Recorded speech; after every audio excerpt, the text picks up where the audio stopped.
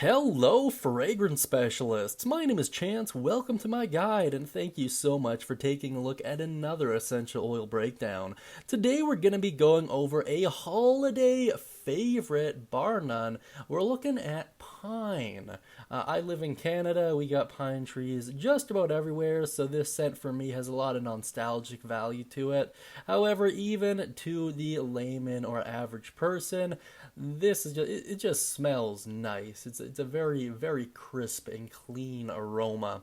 In any case, before we take a moment and dive into its profile, always consult your doctor before use. You really don't want to be one of the ones that are particularly sensitive to this oil and not know about it until you've inhaled a ton of it and it's all over your skin. So, might as well, do the right thing and act a little bit proactively. In any case, let's move on to its profile.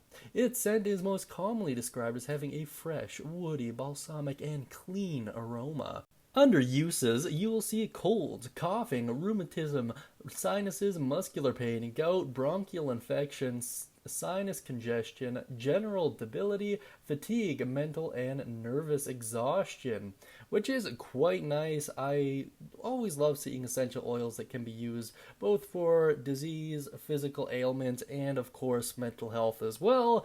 It just really does make purchasing them a little bit easier, I find, especially if you're on the fence or new to the hobby.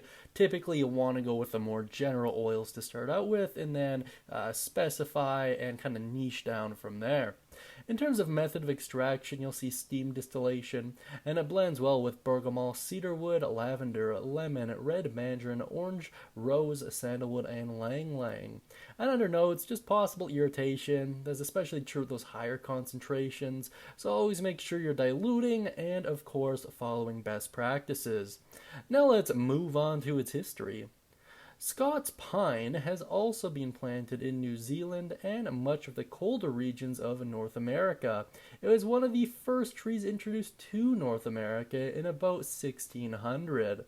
It has been widely used in the United States for Christmas tree trade and was one of the most popular Christmas trees from the 1950s through the 1980s. It remains popular for that usage.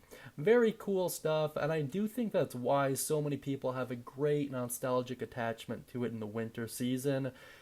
Pine, spruce, all those guys just really seem to symbolize Christmas to a lot of people, and with good reason. If they were growing up, it was probably in their homes at one point or another, or at a family friend's place, something like that. Just really brings back those memories. And along that same vein of thought, we do have a recipe for you, so let's check that out. This will be the winter diffuser recipe. I'm always a huge fan of diffuser recipes because they're super easy and super simple to use. Simply add the oils to your diffuser and flicker on. That's really about it. 3 drops pine, 2 drops spruce, and 7 drops orange is the winter diffuser recipe.